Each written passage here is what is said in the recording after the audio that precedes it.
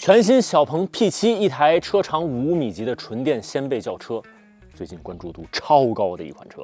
我相信买这车的人得有超过一半是冲它的颜值来的，甚至看过车都不用试一下就要决定下单了。这车的设计师真是开了挂了，小鹏后面的车要都能有这样的设计水准，那这个品牌稳了。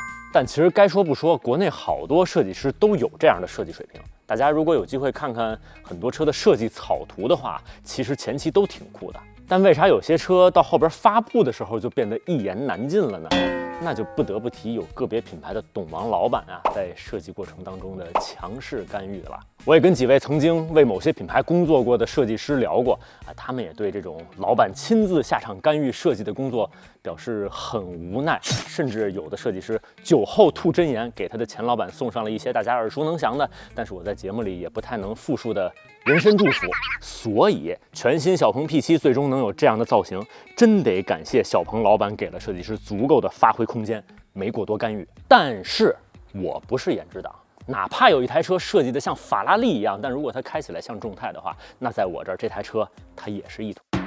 所以既然大家已经看过了那么多的图片视频，对这台车的设计很了解了，那咱今天也不过多去聊它的外观内饰了，直接上车聊聊这台车行驶的动态表现。还有好几个挺好玩的功能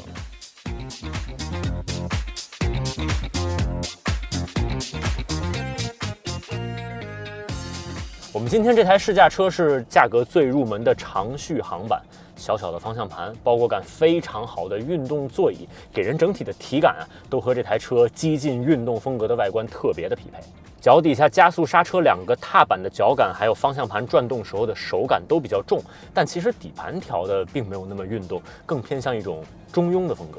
日常驾驶的时候，这种风格倒是也更容易被大多数的用户接受，毕竟这台车更常见的使用场景应该还是每天上下班早晚高峰时候那种在城市里面的交通通勤。虽然只是入门的后驱车款但这车也支持 Boost 模式，按一下方向盘右下边这个圆形的按钮，20秒真男人虽然这个加速性能不像四驱版0-100加速3.7秒那么刺激但是偶尔玩一下也挺爽的。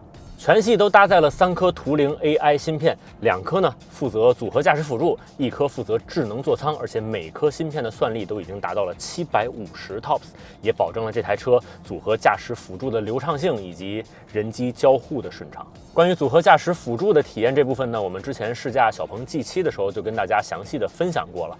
整个驾驶辅助的操作很顺很稳健，不太需要人为的干预，遇到一些障碍的时候躲避或者停车的动作也都很丝滑，不会给人那种很紧张的感觉。整体上小鹏的这套组合驾驶辅助也算得上是国内的第一梯队水平。比较有特色的一个功能呢，是小鹏会有一个云端的数据记录，可以记录下所有车主用户曾经在路上遇到过的这些颠簸的位置全国道路都有记录。而你的车开到那儿的时候，它会提前200米进行预判，并且提前调整好悬架的模式，让你在经过的时候可以更加顺畅舒适。另外，这台车在时速130公里以内的速度还支持人机共驾。啥意思呢？就是在你开启组合驾驶辅助的过程当中，如果驾驶员主动转动方向盘，这台车并不会完全退出辅助驾驶，它还会在保证安全的情况下去帮你控制车速，在你完成了转向或者变道的动作之后，它再重新接管。而且如果你没打转向灯，它甚至还会帮你把转向灯开开。接下来就要跟大家分享那2个前面提到的很好玩的小功能了。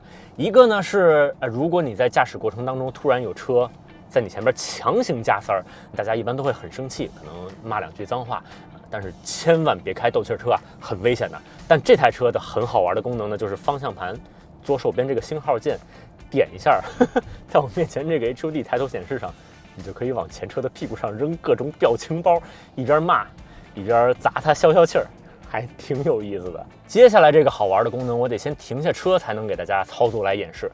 如果你有一个车手梦，特别热衷于车辆的个性化调教的话，这台车专门给你安排了一个进阶车手模式。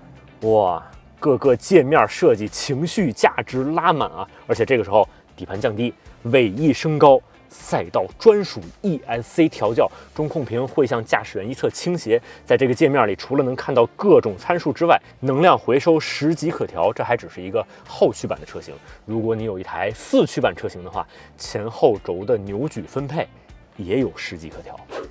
反正整台车开着还是挺舒服的，而且隔音降噪处理的不错，很安静，可玩性也够高。但是车里有个细节，我个人不太适应，就是这车窗开关的按键，它是那种前后摁的。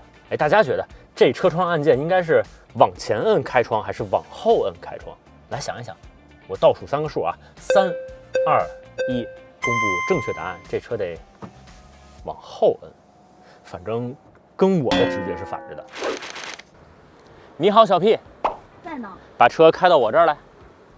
系统正在启动，我会把车开到右边，请帮我看一下吧。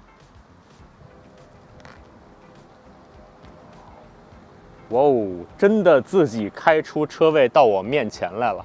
这是另外一个很好玩的功能啊，因为这台车呢前后左右有4个音区，都可以在车外唤醒它。你不只可以叫它开出车位来找我，或者呢让它自动泊车停到车位里去。当然了，你也可以呼唤它去打开前备箱或者后备箱。说到后备箱了，咱们就来看看它的储物空间吧。你好，小 P， 请吩咐。打开后备箱。后备箱正在打开。哇，掀背的尾门掀起来这一瞬间还是挺帅的。不过后备箱里面的容积表现只能说是中规中矩吧，毕竟这种掀背的造型会影响一些储物的空间。整个后备箱的容积呢可以达到575升，另外这层盖板下面也还有一块额外的储物格。再就是在旁边可以看到那边有挂钩，这边呢还有一个车载电源的接口。另外后座靠背也支持4/6分放倒，座椅放倒之后和后备箱地板之间会有一点点坡度。看完后备箱，咱们再来看看前备箱。你好，小 P。在呢。打开前备箱。前备箱解锁了。前备箱其实只是弹开一条缝，因为它并不是一个电动的前备箱盖啊。打开之后，这个前备箱的空间呢，好像也不是很大，基本上也就是放一些常用的随车工具就塞满了。至于2排的乘坐空间呢，这台车的外观做了那么漂亮的一个低趴的设计，总是要有点牺牲的。整个坐垫高度不算很高啊，对大腿的支撑一般。另外头顶啊，现在是在这样的一个全景天幕没有遮阳帘的情况下，头顶空间也不是很宽裕了。哇，今天宁波38度的气温，这个天幕晒的也多少有点烫。来看看实际的后排乘坐空间表现吧。腿部空间1拳3指，头顶空间只有1指左右。地板中间倒是很平整。后座呢是一个固定头枕式的中央扶手，前面这块屏幕可以调整后排的空调、座椅加热，还有音响和娱乐的功能。下面有单独的出风口，再往下是2个60瓦的 Type-C USB 接口。续航和充电方面，长续航版本搭载的是74.9千瓦时的磷酸铁锂电池 ，CLTC 的纯电续航702公里。超长续航版和高性能版本搭载的都是92.2千瓦时的3元锂电池，纯电续航分别可以达到820公里和750公里。而且全系都标配800伏高压碳化硅平台，也支持5C 超充，最快只需要大概11分钟左右就可以把电池的电量从10%充到80%。哇，今天宁波这天气实在是太热了，我都已经晒得有点要蒙圈了。全新小鹏 P7 真的是一款颜值至上的车啊，马上就要正式上市了。咱们也祝它上市之后销量能像今天的天气这么一样火热吧。来，大家对这款车还有什么想聊的，节目下方评论区啊，我这找个地儿先凉快会儿了。